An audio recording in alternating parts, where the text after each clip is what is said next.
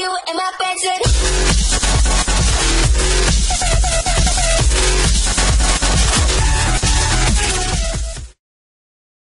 Devido às Olimpíadas, que acontecerão no Rio de Janeiro em 2016, foi criado o aplicativo Trevo Olímpico, com a finalidade de incentivar a prática dos esportes e a interação da família em relação às Olimpíadas.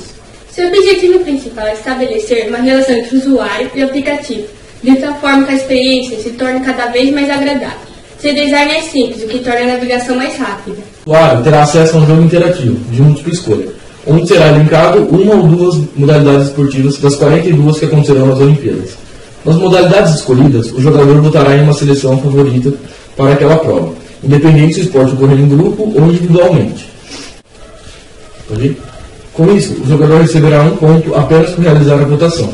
Caso a seleção escolhida vença, ele receberá mais 5 pontos, totalizando 6 pontos no final da rodada.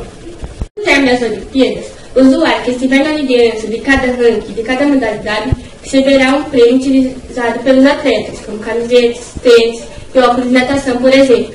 Esses itens serão entregues pelo correio, portanto, todas as pessoas de todos os locais do Brasil poderão recebê-los.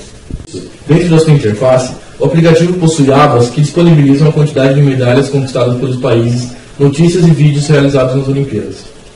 Além de aproximar as pessoas, incentiva também a prática de esporte entre os usuários, buscando sempre novas modalidades a serem praticadas. No Em Vídeos, por exemplo, o jogador poderá publicar seus vídeos realizando qualquer tipo de atividade física, como acrobacia, chutes ao gol, remessos, etc.